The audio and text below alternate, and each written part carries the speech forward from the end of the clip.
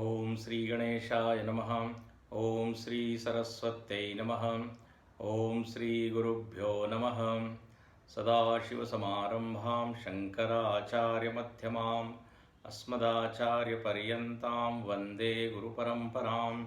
श्रुतिस्मृतिपुराणानाम् आलयं करुणालयं नमामि भगवत्पादं शङ्करं लोकशङ्करं। शङ्करं शङ्कराचार्यं केशवं बादरायणं सूत्रभाष्यकृतौ वन्दे भगवन्तौ पुनः पुनः। समस्तजनकल्याणे निरतं करुणामयं नमामि चिन्मयं देवं सद्गुरुं ब्रह्मविद्वरम्। नीलाम्बुजश्यामलकोमलाङ्गं सीतासमारोपितवामभागं पाणौ महासायकचारुचापं नमामि रामं रघुवंशनाथम्। अतुलितबलधामं हेमशैलावदेहं धनुजवनकृशानुं ज्ञानिनामग्रगण्यं सकलगुणनिधानं वानराणामधीशं रघुपतिप्रियभक्तं वातजातं नमामि। आइए भजन से शुरुआत करें। सदा निरंतर हरि गुण गाओ, सदा निरंतर हरि गुण गाओ, प्रेम भक्ति से भजन सुनाओ, प्रेम भक्ति से भजन सुनाओ। श्याम प्रभु की शरण में आओ, श्याम प्रभु की शरण में आओ, मन मंदिर में दीप जलाओ, मन मंदिर में दीप जलाओ, जीवन नैया पार कराओ, जीवन नैया पार कराओ। सदा निरंतर हरि गुण गाओ, सदा निरंतर हरि गुण गाओ, प्रेम भक्ति से भजन सुनाओ, प्रेम भक्ति से भजन सुनाओ। श्याम प्रभु की शरण में आओ, श्याम प्रभु की शरण में आओ, मन मंदिर में दीप जलाओ, मन मंदिर में दीप जलाओ, जीवन नैया पार कराओ, जीवन नैया पार कराओ। सदा निरंतर हरि गुण गाओ, सदा निरंतर हरि गुण गाओ, प्रेम भक्ति से भजन सुनाओ, प्रेम भक्ति से भजन सुनाओ। सियावर रामचंद्र की जय, पवन सुत हनुमान की जय, श्री सद्गुरुनाथ महाराज की जय। पहले श्लोक से हम सूत्र पढ़ते हैं। अथ श्री रामचरितमानस अनुसारिणी भक्ति व्याख्यां यया सदृतं द्रवती निर्भरा अनुपम सुखमूला परम विश्रांति रूपा च चतुर्विध पुरुषार्थानुपेक्ष भगवच्चरणारविंदरति रूपा शंकर भजनात् सत्संगाच्च लभ्यते। साधु समाजस्तीर्थराज रूपः त्रिवेणी संगम रूपत्वात् राम कृपा साध्यः। सा कृपा तु साधन सापेक्षा निरपेक्षा अपि च साधनं नाम विप्रचरणरत्यादि भागवत धर्म परिसमापनम्। रामचरितमानस के अनुसार भक्ति की व्याख्या यहाँ चल रही है। भक्ति का लक्षण बताया पूज्य गुरु जी ने, जो कि रामचरितमानस में है, कि जिसके कारण भगवान पिघल जाए, द्रवित हो जाए, भाव विभोर हो जाए, वो है भक्ति।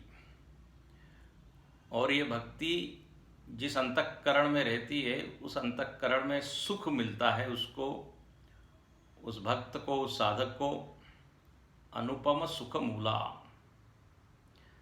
और परम विश्रांति मिलता है, परम विश्रांति मिलती है, विश्राम मिलता है।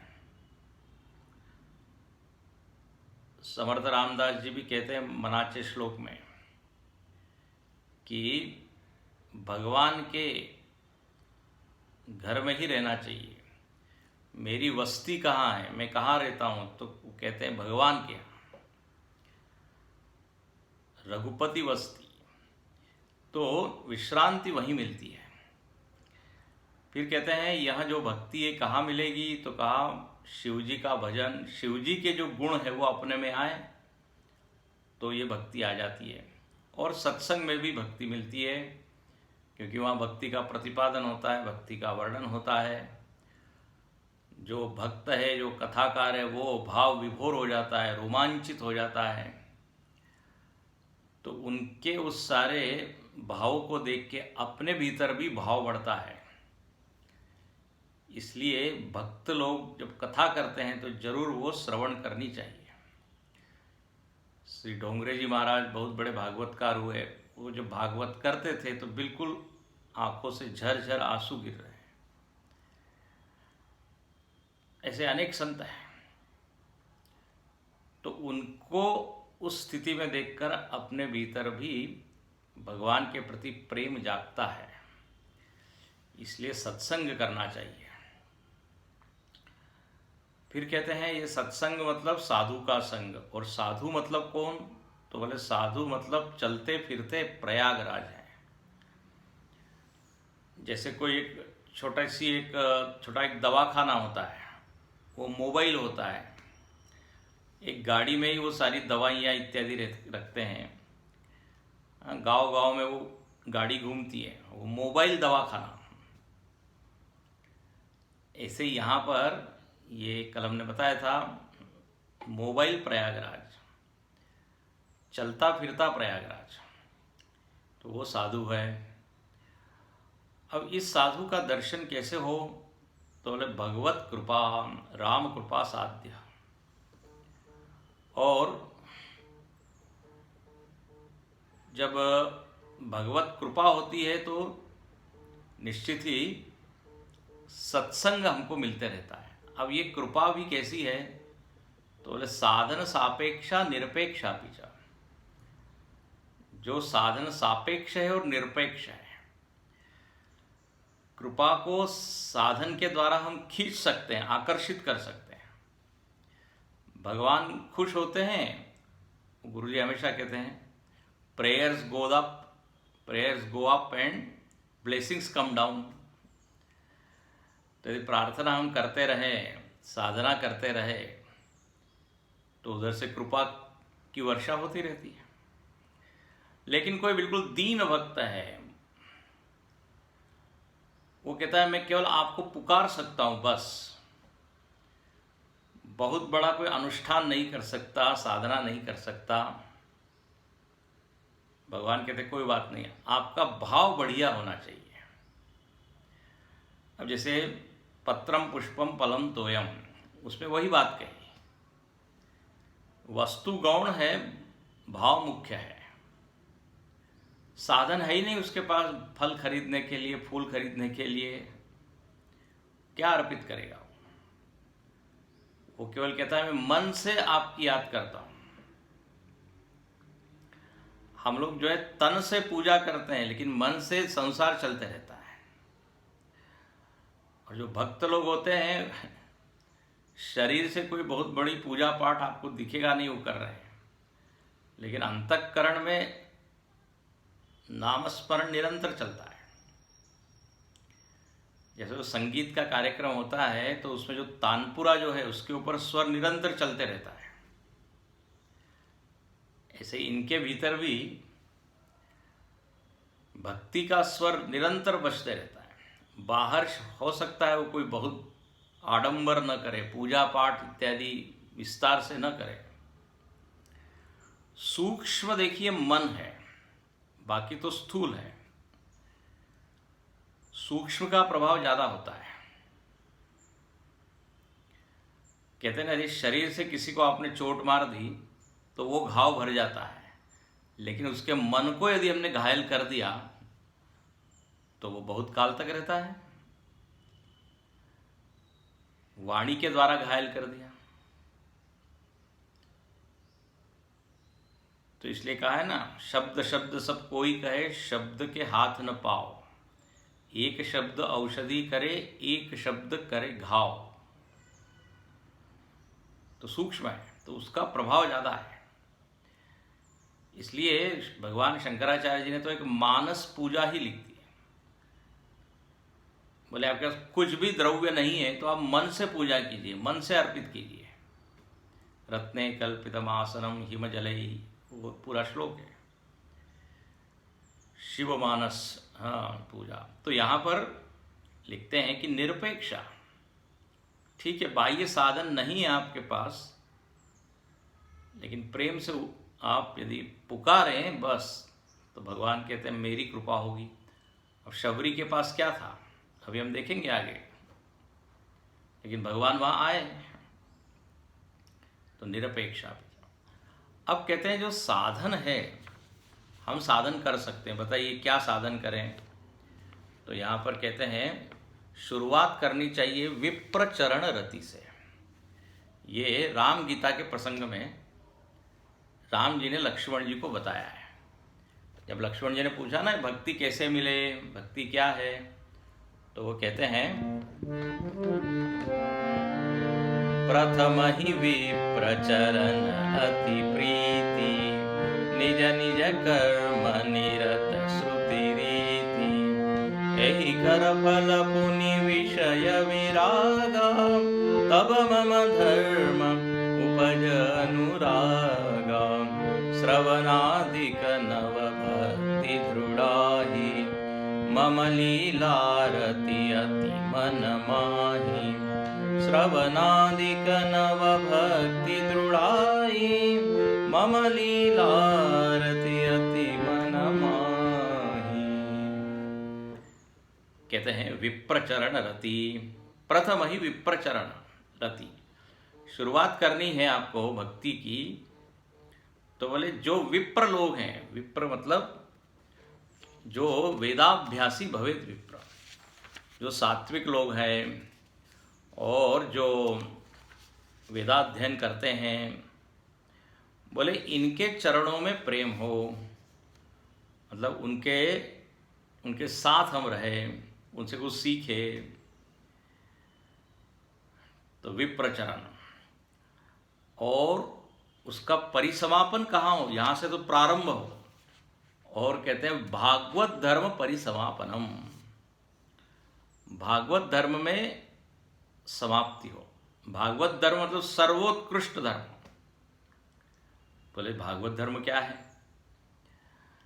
हम हिंदू धर्म मालूम है हमको, क्रिश्चियन धर्म मालूम है, सामान्य धर्म मालूम है, अनेक तरह के धर्म हैं। बोले नहीं, भागवत धर्म बिल्कुल विलक्षण है। श्रीमद् भागवत जी में ही भागवत धर्म का वर्णन है।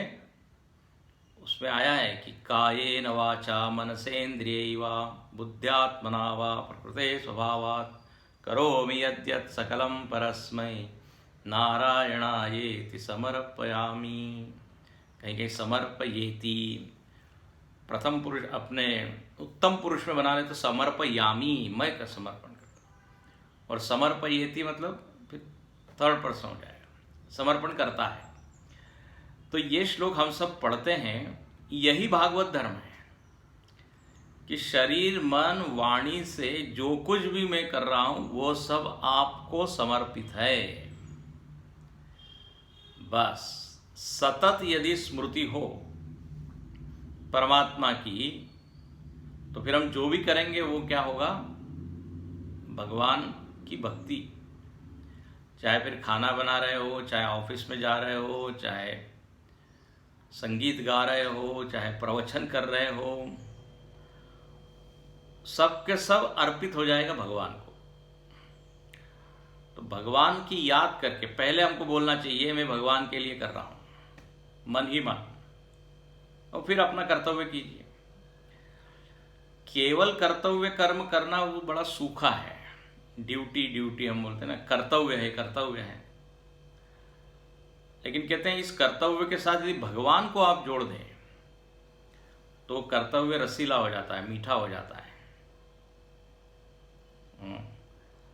अब पूज्य गुरुदेव इतना घूमते रहे, इतने प्रवचन करते रहे, इतने पत्र लिखते रहे, तो किसी ने कहा कि आप थकते नहीं हैं? बोले यदि मैं कर रहा हूं तब तो थकूंगा, नारायण ही मेरे द्वारा करवा रहा है। तो देखो इसमें कर्तृत्व शून्यता आ गई। यदि हम ये भाव रखें कि मैंने एक संस्था बनाई है और संस्था को बढ़ाना है, ये भाव रहेगा तो फिर उसमें थकान आ जाएगी। गुरुजी ने एक बड़ा अच्छा उदाहरण दिया कि हम लोग नौकरी करते हैं, एक कोई स्त्री जो है नौकरी कर रही, महिला जो है 9 से 5 ऑफिस में, और जैसे 5 बजे की वो घर भागती है, ज़्यादा देर रुकना नहीं चाहती, कर्तव्य 9 से 5। लेकिन वही महिला या माता जी अपने बच्चों के लिए काम कर रही है दिन रात, वहाँ वो टाइम देखती है क्या? गुरुजी बड़ा अच्छा बोलते हैं, बोले बच्चे को माता जी ये नहीं कहती कि तुमको बीमार होना है तो 9 से 5 के बीच में बीमार हो, उतनी ही मेरी ड्यूटी है। वो चाहे दिन हो, रात हो, बीच रात हो, वो करने के लिए तैयार है, क्योंकि उसमें प्रेम है। जहाँ प्रेम होता है फिर वहाँ समय और फॉर्मेलिटी, औपचारिकता, थकान, ये सब नहीं रहता। तो ये भागवत धर्म है। जब भगवान से हमारा प्रेम हो जाए तो फिर जो कुछ भी हम करें वो भगवान के लिए। अब शबरी केवल झाड़ू ही लगा रही है लेकिन वो भगवान के लिए। भरत जी 14 वर्ष जो है वो अयोध्या में राज्य कर रहे हैं। राज्य कर रहे हैं ये कहने के बजाय ये कहिए राम जी की सेवा कर रहे हैं, क्योंकि उन्होंने कभी भी अपने आप को राजा माना नहीं। सब संपत्ति रघुपति के आही, ये सब संपत्ति रघुपति की है, मैं केवल एक ट्रस्टी हूं, मैं उनका प्रतिनिधि हूं। और उन्होंने इतना बढ़िया अपना वो कर्तव्य निभाया कि वहां बहुत अच्छा था सब कुछ। इसलिए ऐसा कहते हैं, राम जी ने पूछा है भरत जी से कि यदि सब कुछ ठीक ठाक चल रहा है तो फिर मैं आने की जरूरत है क्या? मेरे आने से डिस्टर्ब तो नहीं हो जाएगा? मतलब कहना क्या चाह रहे हैं, हम कर्तव्य करें, भक्ति पूर्वक करें, भगवान का काम मान के ही करें, लेकिन उसमें टालम टोल, ढील ढाल ऐसी नहीं हो। अरे ये तो क्या मंदिर का काम है, ये तो आश्रम का काम है, उसमें तो चलता है, ऐसा नहीं। भरत जी के जीवन से सीखना चाहिए। अभी आएगा वर्णन। तो इस तरह पूर्ण अंतःपूर्ण अपना व्यक्तित्व जब भगवान के लिए काम करें, बस ये भागवत धर्म है। और कहते हैं इस भक्ति को बढ़ाना है तो क्या करना चाहिए? श्रवणादिक नवभक्ति दृढ़ाई, 9 प्रकार की भक्ति बताइए वो व्यक्ति को करनी चाहिए। और वो आप जानते होंगे, श्रवणम, कीर्तनम, विष्णु स्मरणम, पाद सेवनम, अर्चनम, वंदनम, दास्यम, सख्यम, आत्मनिवेदनम, ये 9 प्रकार की भक्ति है। और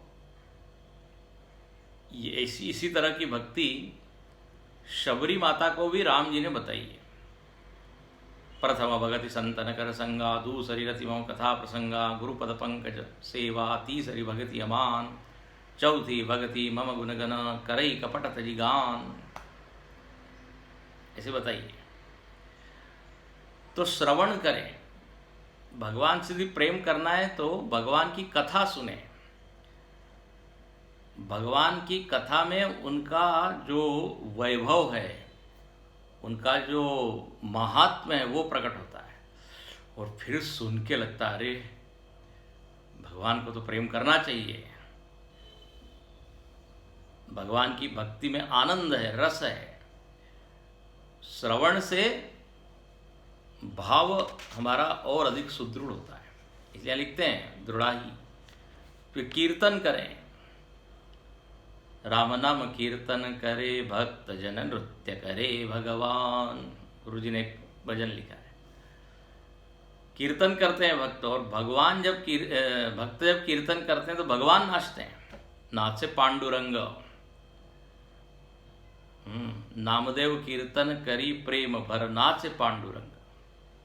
नामदेव जी कीर्तन कर रहे हैं, भगवान नाच रहे हैं। ये कीर्तन का प्रभाव है।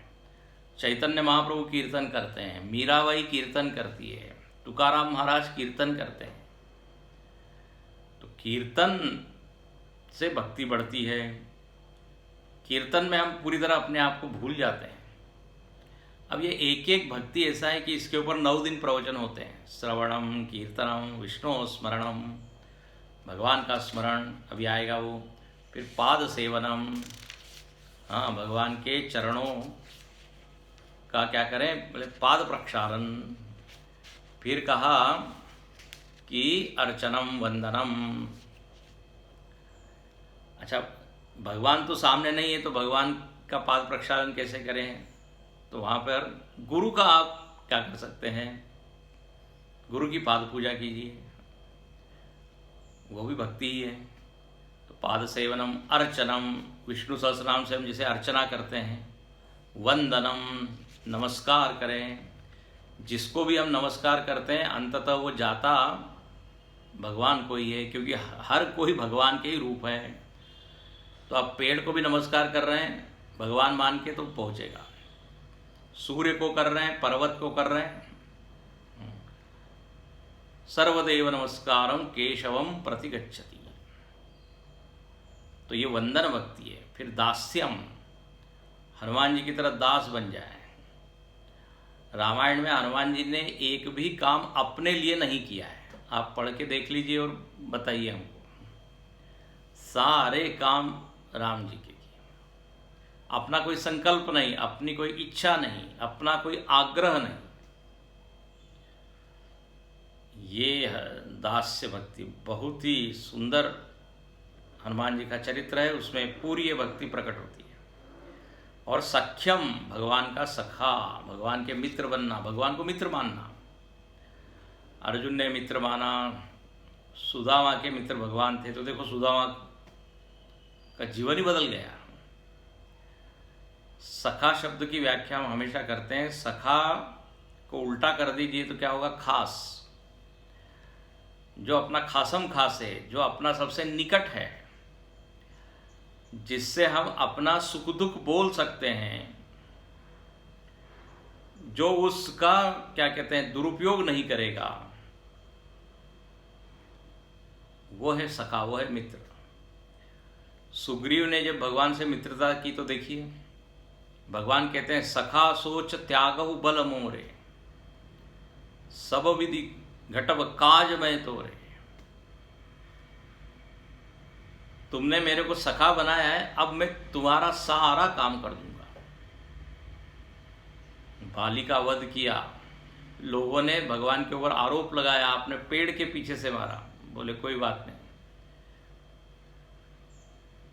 लेकिन वहाँ पे संवाद आता है। बाली ने भी मरने के पहले पूछा है कि आपने ऐसा क्यों किया, ये तो पाप है। भगवान ने समझाया पाप पुण्य क्या होता है, पाप पुण्य की व्याख्या की है वहाँ।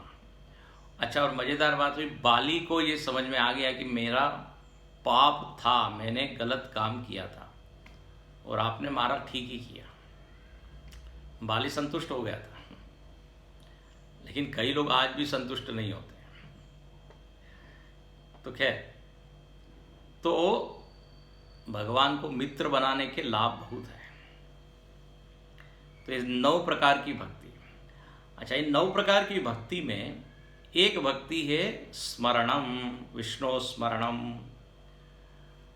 तो पूज्य गुरु जी कहते हैं कि, और गोस्वामी तुलसीदास जी ने भी ये सिद्ध किया कि जो नाम स्मरण है ना, ये सबसे सुलभ है और श्रेष्ठ है। इसलिए अगला सूत्र देखिए, नामस्मरणं श्रेष्ठं सुलभश्च। नामस्मरणं श्रेष्ठम सुलभम च। कहते हैं यह नाम, भगवान नाम जो है वो तो सबसे श्रेष्ठ है। और एक सबसे बहुत बढ़िया बात क्या है, सुलभ है। नाम स्मरण करने में न कोई द्रव्य चाहिए, हाँ, न कोई पैसा चाहिए। समर्थ रामदास स्वामी ने एक पूरा समास लिखा है नामस्मरण, उसमें वो लिखते हैं कि कोई द्रव्य पदार्थ नहीं चाहिए, केवल आपको अपनी जीभ हिलानी है और धीरे धीरे वो भी बंद हो जाती है। केवल मन से ही जब ग्रहण क्या कहते हैं, जब सूक्ष्म होते जाता है तो मन से ही स्मरण होगा। तो कितना आसान है, इसमें कोई वाद्य इत्यादि नहीं चाहिए। संगीत कीर्तन भजन गाना है तो वाद्य से लोग करते हैं। पूजा करनी है, अर्चन करनी तो फूल चाहिए, पानी चाहिए, अगरबत्ती, दिया, ये सब चाहिए। लेकिन नामस्मरण में कुछ नहीं। और नामस्मरण से इतने क्या कहते हैं लोग तर गए हैं, वो आगे हम देखेंगे। अब सबसे प्रसिद्ध उदाहरण जो है वो वाल्मीकि का है। वाल्मीकि के लिए लिखा, उल्टा नाम जपत जग जाना, वाल्मीक भय ब्रह्म समाना। उल्टा नाम, मरा मरा मरा उन्होंने जपा, वाल्याचा वाल्मीकि झाला। ये है नामस्मरणम। अब इसमें 2-3 यहाँ पे गुरुजी ने सूत्र लिखे। नाम के बारे में ऐसा है, अब ये मरा मरा, अब वो मरा तो कोई भगवान का नाम नहीं है, वो तो जानते नहीं है। तो तुलसीदास जी ने एक पद लिखा है, मैं हरि पतित पावन सुने।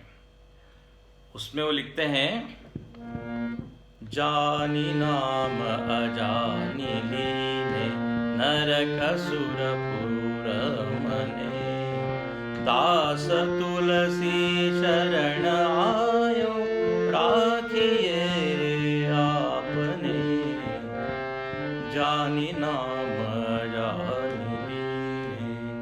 कहते हैं नाम को आप जाने या न जाने, बिना जाने भी यदि आप करेंगे तो नरक सुरपुर मने। क्या जबरदस्त बात है। नरक और सुरपुर मतलब स्वर्ग, दोनों में मना है। मना मतलब मरने के बाद दोनों में एंट्री नहीं उसकी, बोले फिर मुक्त हो जाता है। स्वर्ग नरक से परे भगवत तत्व में वो विलीन हो जाता है। तो ये है नाम का प्रभाव। और नाम अपने वश में है। देखिए, रूप भगवान के हाथ में है, वो कब प्रकट होंगे, कहाँ प्रकट होंगे, वो उनके ऊपर है। लेकिन नाम तो हम अभी ले सकते हैं ना। अच्छा, नाम की एक महिमा ऐसी है, वो अपने वश में है। मतलब आप दिन में जपिए, रात में जपिए, सोते समय जपिए, कभी भी नाम स्मरण हो सकता है। बीमार अवस्था में भी आप स्मरण कर सकते हैं, चलते फिरते भी मानसिक स्मरण हो सकता है।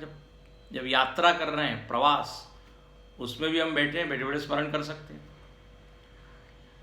एक व्यक्ति बोले 3 घंटे का प्रवास था, यात्रा थी, पूरी भगवत गीता उनको याद। तो बोले पूरी गीता मैंने एक बार पढ़ ली, मन ही मन। यदि पाठांतर हो, मराठी में कहते पाठांतर, याद हो हमको कोई ग्रंथ, स्तोत्र, मन ही मन हम पढ़ सकते हैं यात्रा में। मनाचे श्लोक समर्थ रामदास स्वामी की, वही 200 श्लोक है, 1-1.5 घंटा आराम से, 2 घंटा बीत जाए, कोई दूसरा विचार ही नहीं आएगा। तो यात्रा में भी ये सब हम कर सकते हैं मानसिक रूप से। और कुछ नहीं आता तो नाम स्मरण तो है ही। तो ये सब सुविधा है। और आगे तो बहुत बड़ी बात कह दी कि नामस्मरण ऐसा है जो सगुण और निर्गुण हो। भगवान के जो 2 रूप है, सगुण और निर्गुण, दोनों से बड़ा है। ओ ये कैसे क्या? तो देखिए 12वां और 13वां श्लोक। सगुण रूपात् निर्गुण स्वरूपादपि महत्तरम नाम तयोः परिचायकत्वात् बहुनाम उद्धारकत्वाच्च। कहते हैं सगुण रूपात् निर्गुण स्वरूपात् अपि महत्तरम। भगवान के दो रूप है। सगुण मतलब जिनमें सारे गुण हैं, अनंत कल्याण गुण गण निधान, ऐसा जो भगवान का रूप है उसको सगुण रूप। और जहां पे कोई गुण नहीं है, अशब्दम स्पर्शम रूपवच्च तथा रसम नित्यम गंधवच्च नाम रूप गुण जाति वर्जितम देश काल विषयादि वर्तियत ब्रह्म तत्वमसि भावयात्मनि। विवेक चूड़ामणि में वर्णन किया। निर्गुण रूप, जहाँ वो एक देश में नहीं है, एक काल में नहीं है, एक आकार में नहीं है, उनका कोई रूप नहीं है, वो क्या है? बोले वो ब्रह्म रूप है। तो ब्रह्म से भी बड़ा नाम, देखो देखो सुन लीजिए। और सगुण रूप जो अवतार है, राम कृष्ण इत्यादि आकार में जो हम भगवान की पूजा करते हैं, सगुण, दोनों से ही महत्तरम नाम। बोले आप थोड़ा ज्यादा ही क्या है, अतिशयोक्ति कर रहे हैं। क्या बात कर रहे हैं? सगुण और निर्गुण दोनों से बड़ा है ना, सिद्ध कीजिए। बहुत ही सुंदर, रामायण में आप प्रसंग पूरा पढ़िए। रामायण में तुलसीदास जी ने सिद्ध कर दिया कि निर्गुण और सगुण से नाम कैसा श्रेष्ठ है। वो यहाँ देखो 13वें सूत्र में कहते हैं, बोले हम इसलिए कह रहे हैं ये बात क्योंकि नाम से ही सगुण ब्रह्म का ज्ञान होता है और निर्गुण ब्रह्म का ज्ञान होता है। ये जो नाम है ना, इसको बोला है चतुर्दुभाषिया, मीडिएटर है ये, दोनों की भाषा जानता है। आपने देखा होगा कोई नेता बाहर के देश से आता है, अब वो अपनी भाषा में बोल रहा है, जापानी में बोल रहा है। अब भारत का जो प्रधानमंत्री नेता है उसको उससे संवाद साधना है, कैसे होगा? तो एक व्यक्ति को बिठाया जाता है जो जापानी भी जानता है और हिंदी भी जानता है। तो ये कुछ बोलेगा तो वो उसको कन्वे करेगा, वो बोलेगा तो इनको बताएगा, दोनों की भाषा जानता है। ऐसे ही जो नाम है वो भी दोनों का परिचायक है, दोनों का परिचय करा देता है। जितने भी बड़े बड़े भक्त हुए निर्गुण वाले लोग, निर्गुण ब्रह्म, वो भी नाम की महिमा खूब गाते हैं। अब सबसे बड़े निर्गुणवादी हुए कबीरदास जी। कबीरदास जी तो इतनी महिमा गाते हैं नाम की, वो तो बोल देते हैं, उनके तो भजन बड़े कड़क होते हैं। बोले जा मुख राम नहीं ता मुख धूल भरी। जिस मुख में नाम नहीं है उसमें केवल धूल भरी है। बहुत सारे उनके, भजो रे भैया राम गोविंद हरे। नानक देव जी वो भी निर्गुण है, लेकिन वो भी नाम की महिमा गाते हैं। नाम कुमारी नानका चढ़ी रहे दिन रात, भांग वसूड़ी सुरापान उतर जाए प्रभात। बोले नशा करना हो तो नाम का नशा करो, लेते रहो नाम, नाम कमाई मांगे। नानक, जैसे हम कमाई करते तो गिनते हैं ना, आज इतने पैसे मिले, आज इतने मिले, आज इतना का बिजनेस हुआ, ऐसे ही वो कहते हैं नाम की कमाई करो, करते जाओ, गिनने की जरूरत नहीं है। तो बड़े बड़े भक्त हैं निर्गुणवादी। अच्छा, सगुणवादी तो है ही, चाहे तुकाराम महाराज हो, चाहे नामदेव महाराज हो, चाहे तुलसीदास जी हो, सूरदास जी हो, ये तो नाम की महिमा गाती है। तो सगुण और निर्गुण दोनों प्रकार के भक्त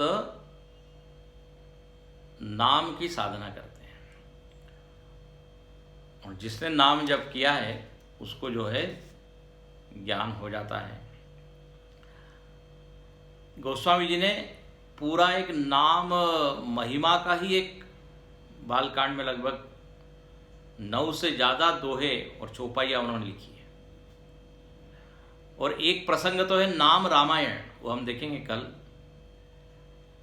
उसमें ये बता दिया कि राम से बड़ा राम का नाम।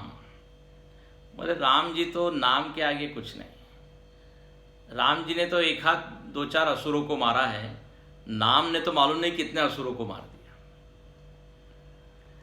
ऐसा उन्होंने सिद्ध किया है, वो हम देखेंगे कल। आज हम यहाँ रुकते हैं और एक भजन गाते हैं। इस भजन में नाम की ही महिमा गाई गई है, इसलिए ये भजन सुनिए। बहुत सुंदर भजन है। राम नाम अति मीठा है, कोई गाके देख ले।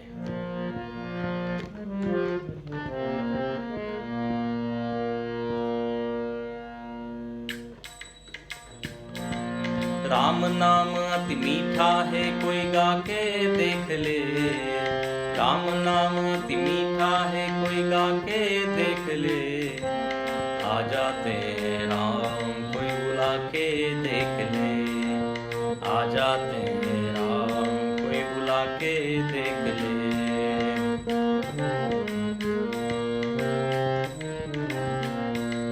राम नाम अति मीठा है, कोई गाके देख ले।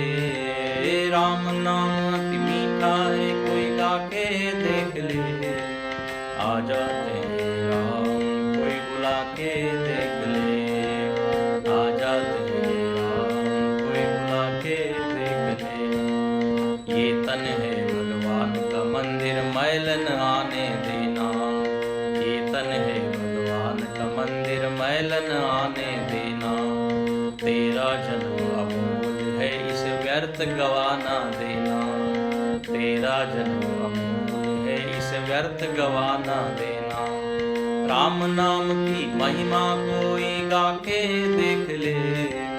राम नाम की महिमा कोई गाके देख ले। आ जाते हैं राम, कोई बुला के देख ले।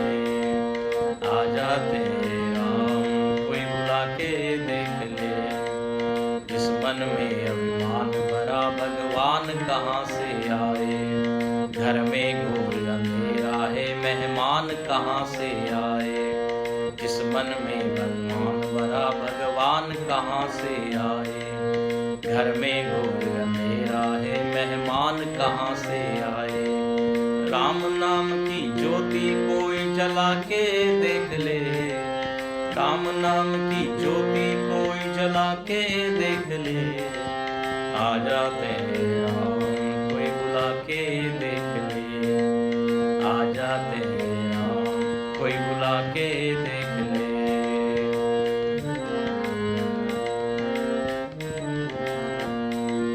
आ जाते हैं राम, कोई है बुलाने वाला। बिक जाते हैं राम, है कोई मोल चुकाने वाला। आ जाते हैं राम, कोई है बुलाने वाला। बिक जाते हैं राम, है कोई मोल चुकाने वाला। राम नाम के मोती कोई लुटा के देख ले। राम नाम के मोती कोई लुटा के देख ले। आ जाते हैं राम, कोई बुला के देख ले। आ जाते हैं राम, कोई बुला के देख ले। राम नाम अति मीठा है, कोई गा के देख ले। राम नाम अति मीठा है, कोई गा के देख ले। आ जाते हैं राम, कोई बुला के देख ले। आ जाते हैं राम, कोई बुला के देख ले। श्री राम जय राम जय जय राम। श्री राम जय राम जय जय राम। श्री राम जय राम जय जय राम। श्री राम जय राम जय जय राम। श्री राम जय राम जय जय राम। श्री राम जय राम जय जय राम। सियावर रामचंद्र की जय। अब कल अपना यह ज्ञान यज्ञ पूर्ण होने जा रहा है। चिन्मय मिशन कोरचरम ने ये आयोजन किया है। मैं उनको हृदय से धन्यवाद देता हूँ कि उन्होंने ये ज्ञान यज्ञ ऐसे कठिन समय में आयोजित किया। अब आप सब लोग चिन्मय मिशन से परिचित होंगे। चिन्मय मिशन की स्थापना परम पूज्य गुरुदेव स्वामी चिन्मयानंद जी महाराज ने की और आज लगभग 28 से ज़्यादा देशों में अपना चिन्मय मिशन का केंद्र है, कार्य है और लगभग 300 अपने स्वामी स्वामिनी ब्रह्मचारी ये सब कार्य कर रहे हैं। गोवा में भी बद्रीश जी काम कर रहे हैं, बहुत अच्छे से एक्टिविटीज़ कर रहे हैं, प्रवचन उनके भी होते हैं। सभी एक्टिविटीज़ वहाँ चल रही है। आपके यहाँ पर पूजा है, पर्व है। चिन्मय मिशन नासिक में भी अपना आश्रम है, महाराष्ट्र में अनेक जगह है, सभी प्रांतों में है, विशेषकर दक्षिण भारत में तो बहुत है। बम्बई में पवई में अपना मुख्य हेड ऑफिस है। उसके बाद चिन्मय विभूति में एक बहुत बड़ा आश्रम है, लगभग 65 एकड़ में, आप लोग गए भी होंगे। फिर सिद्धवाड़ी में है जहाँ पूज्य गुरुदेव की समाधि है। तो अनेक आश्रम है, अनेक मंदिर है, अनेक केंद्र है। चिन्मय मिशन एक विशाल वटवृक्ष की तरह है। उसका बीज तो रोपा था पूज्य गुरुदेव ने, लेकिन अब वो फैलकर इतने सारे देशों में, इतने सारे केंद्रों में काम कर रहा है। अब इतने सारा जो ये कार्य हो रहा है तो अनेक आचार्य स्वामी लोग तो है ही, उसके अलावा अनेक गृहस्थ है, सदगृहस्थ, वो सब इस कार्य को आगे बढ़ा रहे हैं, इस कार्य में सहयोग कर रहे हैं। और केवल आध्यात्मिक कार्य ही नहीं है चिन्मय मिशन का, शैक्षणिक कार्य भी है। लगभग 90 स्कूल है, एक इंटरनेशनल रेसिडेंशियल स्कूल है कोयम्बटूर में, 8 कॉलेजेस है, फिर समाज उद्धार के काम हो रहे हैं। Chinmaya organisation for rural development, CORD, ये एक विंग है उसके द्वारा। इसके अलावा बाल विहार, युवा केंद्र, फिर ये ज्ञान यज्ञ, अनेक गतिविधियां हो रही है, सांस्कृतिक, शैक्षणिक, आध्यात्मिक, सामाजिक। तो इन सब के लिए अनेक लोग आगे आ रहे हैं, वो काम कर रहे हैं। और कोई भी कार्य करते हैं तो हमको 3 चीज़ें लगती है, तन मन धन। तो आपसे विनम्र निवेदन है कि आप इस इतने जो विशाल कार्य हो रहा है उसमें जरूर शरीर से, मन से, धन से कुछ समर्पण कीजिए।